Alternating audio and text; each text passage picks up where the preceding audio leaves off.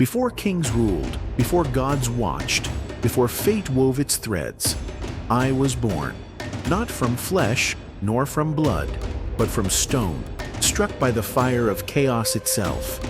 The mountains whispered my name, the oceans could not drown me, the heavens tried to tame me, and failed. I have danced on the clouds, shattered armies with a single strike, and laughed in the face of immortals. They call me a trickster, a warrior, a storm that no cage can hold. I call myself one thing, Sun Wukong. And the sky? It was never high enough to contain me.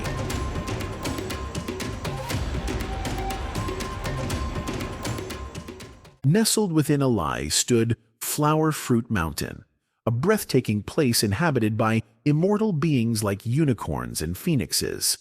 At the mountain's peak rested a colossal divine stone. This stone absorbed the essence of the heavens and the earth, the balance of yin and yang, and the forces of creation. Over time, it nurtured a divine womb, which eventually produced a stone egg, perfectly round and smooth, about the size of a ball. Exposed to the elements, the egg began to crack, revealing a newborn stone monkey. Though just born, the monkey could already walk and climb with remarkable agility. His features were sculpted to perfection, and as he opened his eyes, two golden beams of light shot toward the heavens, illuminating the Jade Palace. Laughing music. The Jade Emperor, startled by this sudden brilliance, summoned two generals to investigate. When they returned, they reported the source of the light: a stone monkey born atop Flower Fruit Mountain in a lie. However, as the monkey began eating and drinking, the golden glow in his eyes faded. Seeing this, the emperor dismissed him as an ordinary creature unworthy of further attention. One day, while bathing in a stream with his fellow monkeys, the stone monkey noticed an unusual current. Intrigued, the monkeys followed the stream to its source and discovered a majestic waterfall. Eager to explore, they challenged one another. Whoever could pass through the waterfall and return would be crowned their king. Yet none dared to step forward, until the stone monkey, fearless and determined, accepted the challenge. Closing his eyes, he leaped through the waterfall and landed inside a hidden cave. The cavern was extraordinary, complete with beds, stoves, and all the essentials for a perfect home. He noticed an inscription on a tablet: Heavenly Water Curtain Cave, Blessed Land of Flower Fruit Mountain. Excited, he hurried back to share his discovery. The other monkeys, equally thrilled, followed him inside and settled into their new sanctuary. Remembering their earlier agreement, they crowned the stone monkey as their king. In return, he declared his new title, Beautiful Monkey King. For centuries, he ruled over the monkeys, leading a peaceful and fulfilling life. However, as time passed, the beautiful Monkey King grew restless, troubled by thoughts of aging and death. He feared what awaited him in the afterlife and the grasp of King Yama, ruler of the underworld. One of his subjects informed him that only three kinds of beings could escape death's cycle: Buddhas, immortals, and holy sages. Eager to uncover their secrets, the Monkey King asked where such beings could be found. Another monkey explained that they lived in ancient caves and sacred mountains. Determined, the Monkey King set off at once. The next morning, he prepared for his journey, requesting a pinewood raft, a bamboo staff, and a bundle of fruit. He then sailed toward the northwest coast of the southern continent. Along his travels, he encountered humans hunting and fishing. Using his bamboo staff to gauge the water's depth, he leaped ashore. The sight of a monkey swimming toward them, shrieking and pulling wild faces, sent the humans fleeing in terror. For 9 years, the Monkey King wandered in search of the secret to immortality. Yet, everywhere he went, he found people obsessed with wealth and fame rather than wisdom. His journey eventually led him to the Western Ocean, where he built another raft to sail to the western continent. There, he discovered a mountain that seemed like the perfect place to rest. At the mountain's peak, he heard a voice singing. He approached and found a woodcutter, humming a tune about selling supplies and meeting immortals. This immediately grabbed the Monkey King's interest. He asked the woodcutter about the song, who explained that he had learned it from a neighbor, an immortal.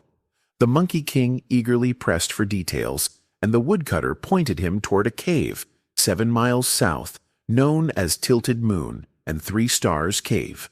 The Monkey King asked the woodcutter to accompany him and seek immortality together, but the man declined, explaining that he had to care for his elderly mother.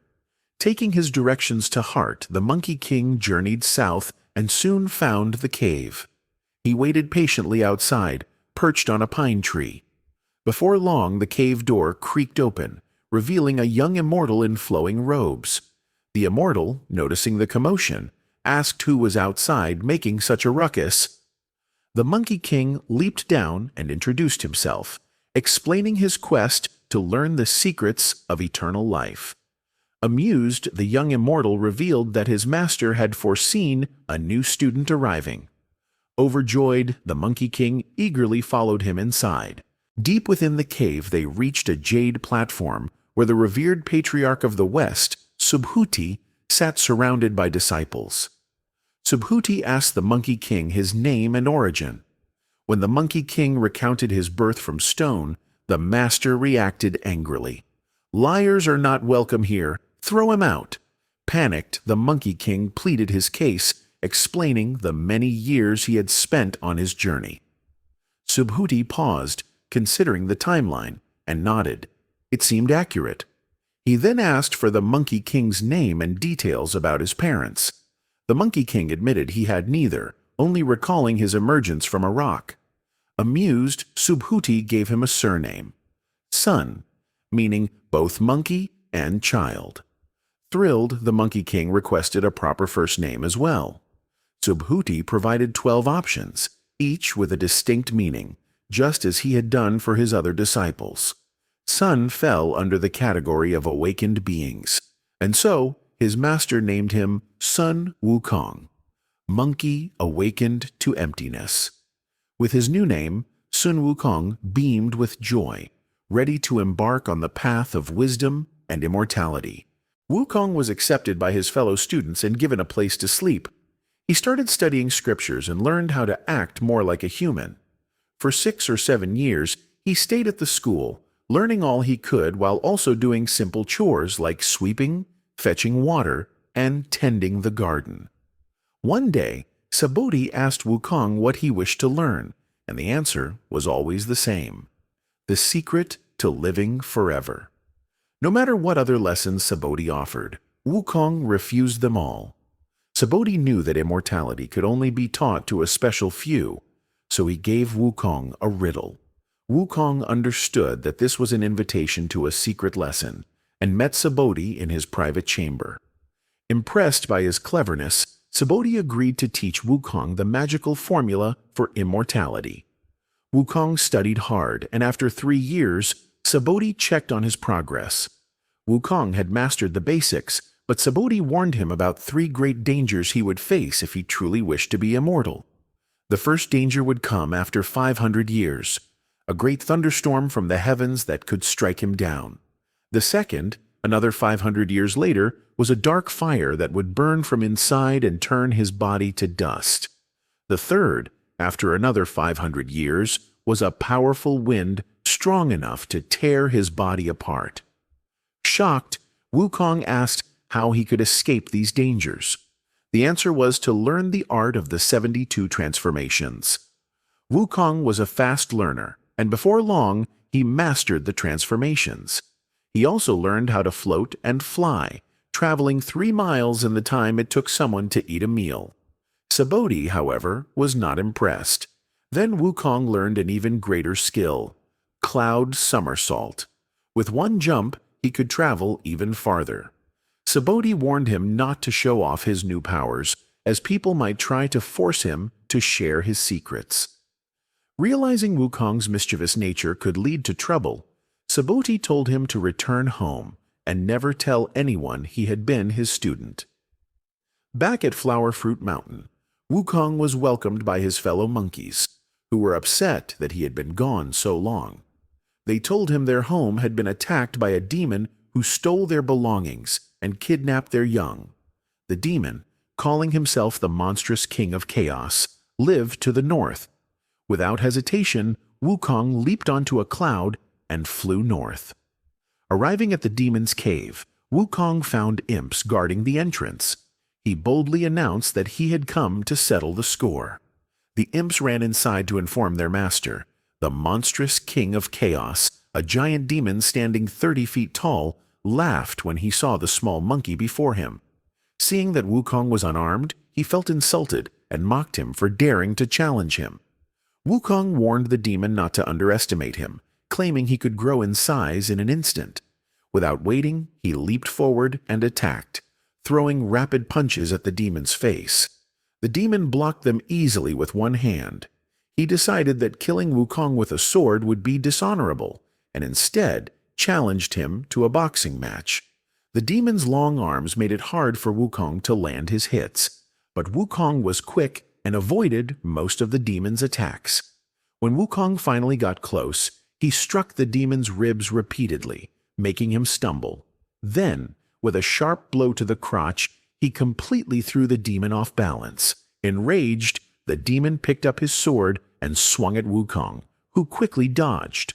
Realizing the fight had become serious, Wukong used a special magic trick called Body Beyond the Body. He plucked a handful of hairs, chewed them, and spat them out while shouting, "Change!" The hairs transformed into 300 small monkeys that swarmed the demon.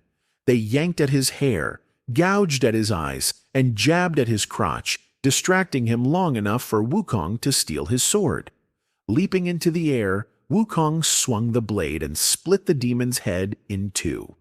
With their leader dead, Wukong and his monkey army stormed the cave, defeating the remaining imps. When the battle was over, Wukong shook his body, and the transformed hairs returned to normal. Among the survivors were 40 monkeys who had been kidnapped by the demon. Together, they reclaimed their stolen belongings and burned the cave to the ground. Wukong carried his rescued friends on a cloud, returning triumphantly to Flower Fruit Mountain. The monkeys celebrated his victory as he shared stories of his travels and his journey to become immortal. Wukong wanted to make sure his fellow monkeys could protect themselves if he ever left again. He trained them to fight and make weapons from sharpened logs. They guarded their home, but Wukong worried that wooden weapons would not be enough if they had to fight another battle. He thought about finding real weapons for his monkey army. He knew of a powerful king who ruled far to the east, across 200 miles of water. This king had a great army and many weapons. Wukong used his cloud somersault and crossed the water in an instant. When he arrived, he saw a huge city with crowded streets and busy markets. He could have bought the weapons, but stealing them sounded more fun. Using his magic, he created a powerful gust of wind that kicked up sand and formed a blinding sandstorm. The people ran to their homes, locking their doors. Wukong flew to the palace and entered the armory, where he found all kinds of weapons. The problem was how to carry them all. He used his magic again, pulling out hairs and turning them into 1,000 monkeys. Each monkey grabbed weapons, and together they flew back to Flower Fruit Mountain. When Wukong returned, he told his monkeys how he had stolen the weapons. They trained even harder, and soon he had an army of 47,000 monkey soldiers. The other animals and demons living in the mountain came to honor Wukong and promised to bring him gifts each year. Even though his army was ready, Wukong was unhappy with his own weapon. His sword felt awkward and heavy. His advisors suggested he visit the Dragon King of the Eastern Ocean, who had many magical weapons. Wukong liked this idea and jumped into the sea. At the bottom of the ocean, he found the Dragon King's crystal palace. The Dragon King welcomed him and asked how he could help. Wukong said he wanted a powerful weapon. The Dragon King showed him a magic sword, but Wukong didn't like it. Then he showed him a giant fork, but Wukong said it was too light. The Dragon King was confused because the fork weighed thousands of pounds. Finally, they showed him the heaviest weapon in the palace, but Wukong still wasn't impressed. The Dragon King's wife and daughter suggested a special iron staff that had been glowing lately. The Dragon King agreed to show Wukong the weapon. Wukong found a massive iron pillar, tall and as thick as a barrel. It shined with golden light. Wukong was interested but thought it was too big. As he spoke, the staff shrank to a smaller size. He shouted, "Smaller," and it shrank again until it fit in his hand. The staff had gold rings on both ends and weighed heavy. The words on the rings read, "Obedient Golden Hoop Staff." Overjoyed, Wukong asked for armor to match his new weapon. The Dragon King hesitated, but Wukong threatened him. The Dragon King and his brothers decided it was better to give him armor than fight him. They gave him golden chainmail, a feathered cap, and cloud-walking boots. Wukong returned home, showing off his new weapon and armor. The staff could shrink into his palm or grow to 20 feet in an instant. The monkeys celebrated, and after drinking, Wukong took a nap. But in his sleep, he had a strange dream. Two spirits seized Wukong and dragged him through a dark, desolate city. A flickering sign above the gates read, "Welcome to Hell." Confused, Wukong demanded answers. The spirits coldly replied, it was his time to die. Enraged, Wukong shattered his bindings, seized his staff, and reduced the spirits to dust. He knew they were mere messengers, taking orders from the King of Hell. Without hesitation, he marched straight into the palace. Legions of warriors and warlords stood in his path, blades drawn, refusing to heed his warning, either summon their king or be crushed. Arrogant and unwilling to obey a mere monkey, they attacked. One by one, they fell, their spectral forms torn apart, as Wukong tore through the palace like a storm. The King of Hell cowered behind a pillar, trembling. How had this monkey made it so far? Could he truly be powerful enough to destroy the underworld itself? Then, Wukong's sharp gaze caught a glimpse of the king's sandals peeking from behind the pillar. Without hesitation, he struck. The cowardly ruler collapsed, groveling at his feet. "Did you order my capture?" Wukong demanded. The terrified king stammered, swearing it was a mistake, a blunder made by mere messengers. Desperate to appease him, he ordered the register of life and death to be brought forth. Without hesitation, Wukong erased every monkey's name from its pages, ensuring no member of his kind would ever face death. His task complete, he turned back to the quivering king. With one final swing, he sent him sprawling, issuing a single warning, "Never interfere with me again." Later, letters of complaint, one from the Dragon King, another from the King of Hell, were delivered to the celestial emperor, Jade. The heavens would soon hear of the havoc Wukong had unleashed. As there goes on, after meeting the Jade Emperor, Wukong was given a job in heaven. He was assigned to take care of the horses in the heavenly stables. For 10 years, he stayed in heaven, looking after the horses. But one day, he realized that his job was very low-ranking, and he was not respected by the other heavenly beings. This made him angry. Feeling insulted, he abandoned his post and returned to his home on Earth. The next day, the Jade Emperor was furious when he learned that Wukong had left. He ordered a powerful heavenly king and his son to gather an army and bring Wukong back. Leading the army was a mighty deity named Mighty Spirit. This deity had fought against Wukong's people on Flower Fruit Mountain before, and he was eager to fight again. When Mighty Spirit arrived at Flower Fruit Mountain, Wukong refused to surrender. He told Mighty Spirit to deliver a message to the Jade Emperor. If the Emperor gave him a better job, one that suited his great abilities, then he would make peace. But if not, he would not return to heaven. Mighty Spirit did not want to negotiate. He swung his axe at Wukong, trying to defeat him right away. But Wukong was fast. He blocked the attack with his magical staff. The two warriors fought fiercely, using magic and tricks to outsmart each other. As the battle went on, Mighty Spirit began to tire. Wukong saw his chance. He swung his staff with great force at Mighty Spirit's head. The deity barely managed to block the attack, but the handle of his axe broke in half. Realizing he could not win, Mighty Spirit had no choice but to retreat. When Mighty Spirit returned to camp, he told the Heavenly King about his failure. The king was displeased, but he sent his son, Prince Neja, to battle Wukong next. Although Neja looked young, he was a powerful warrior with many skills. When he arrived at Flower Fruit Mountain, Wukong gave him the same message. If the Jade Emperor gave him a better title, there would be peace. Neja was furious. He did not like being treated like a child. He used his magic to transform himself into a mighty creature with 3 heads and 6 arms, each arm holding a different weapon. Wukong was impressed. He decided to use his own magic to match Neja. He also grew 3 heads and 6 arms. His staff magically multiplied so that each of his hands held one. The two fought fiercely, neither able to defeat the other. Neja then used his magic to make his 6 weapons multiply into tens of thousands. Wukong did the same with his staffs. The battle continued for a long time, 30 rounds, but still, there was no clear winner. Finally, Wukong used a clever trick. He plucked a single hair from his body and turned it into a copy of himself. Neja was fooled and attacked the fake Wukong. At that moment, the real Wukong struck him with a powerful blow. Neja fell to the ground, badly hurt.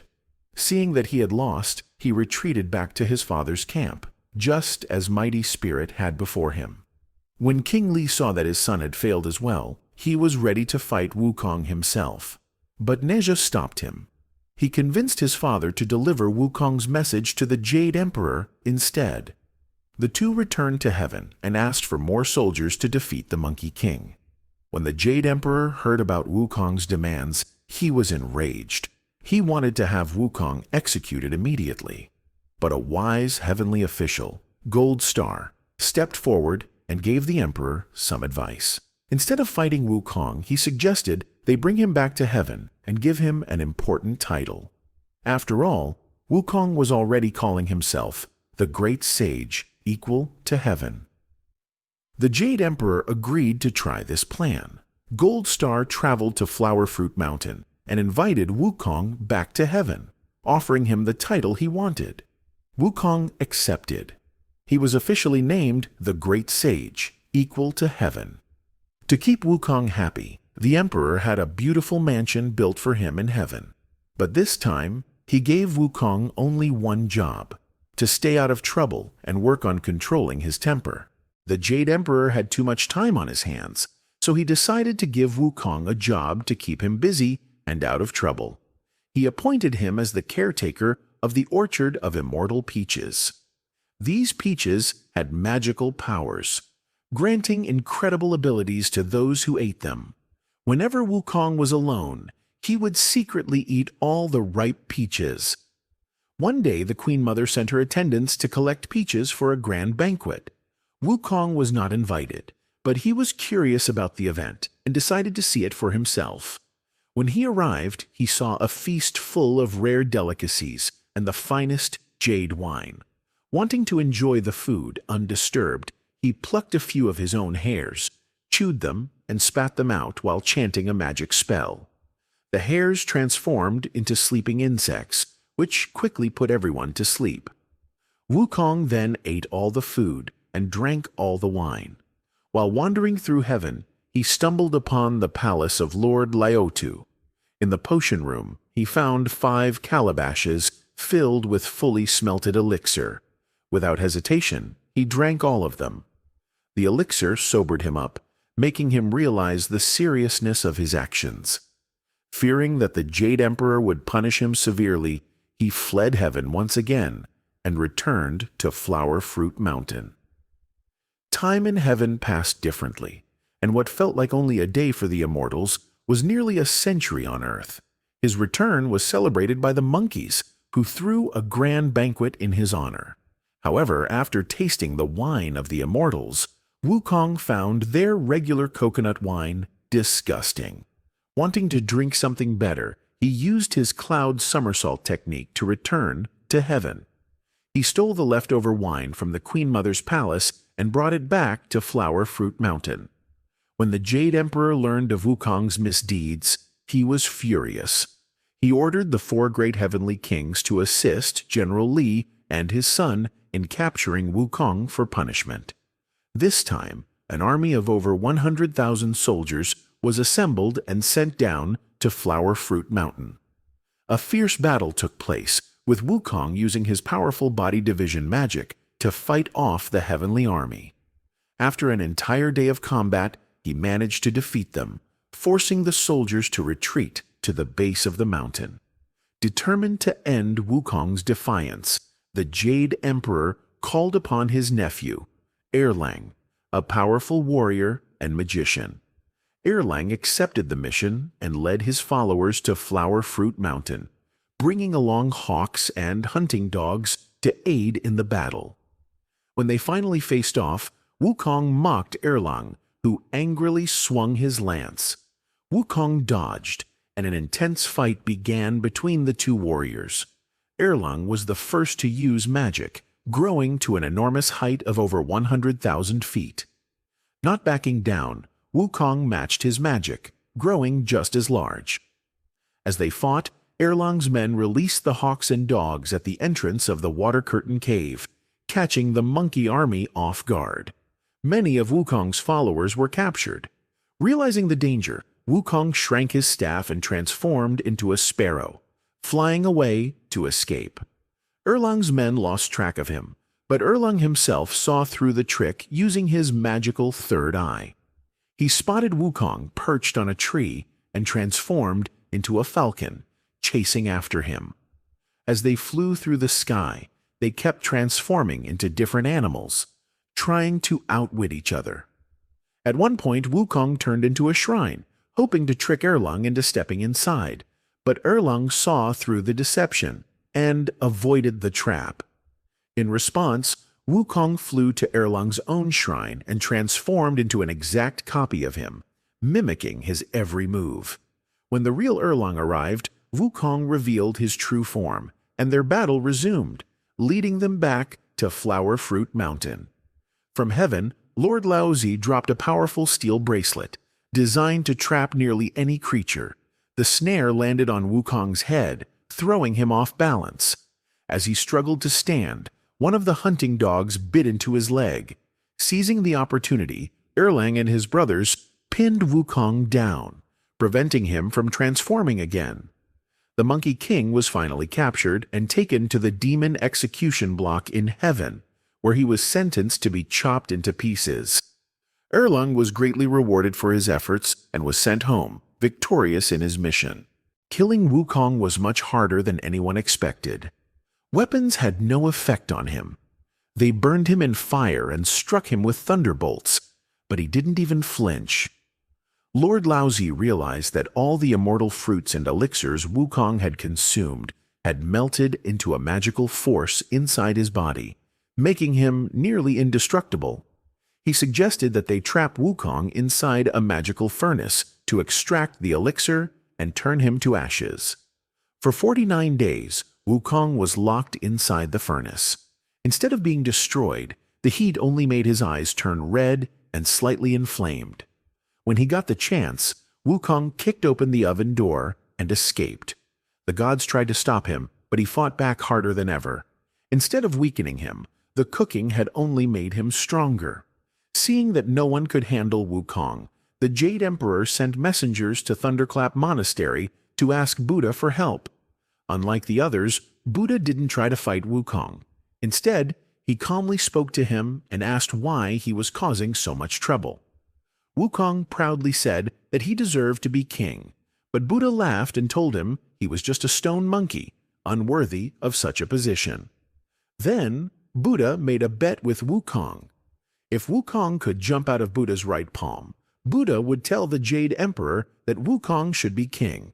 But if he failed, he would be sent back to Earth as a monster, and the path to heaven would take him centuries. Wukong, thinking Buddha was foolish, leaped into the air and flew as fast as he could. After a long journey, he reached 5 pink pillars standing tall in the sky. To prove that he had been there, Wukong signed his name on one of the pillars and even left some monkey pee on another. Confident that he had won, he returned to Buddha. But when Buddha showed him his hand, Wukong was shocked. The pillars were actually Buddha's fingers. He had never left Buddha's palm. Wukong demanded another chance, but Buddha simply flicked him down to earth. As he fell, Buddha's 5 fingers turned into a mountain, trapping Wukong underneath. He could still breathe and move slightly, but he was completely stuck. This is not an ordinary punishment, not from a regular immortal. It's from Buddha himself. What could Sun Wukong do now? The self-proclaimed Emperor of Heaven.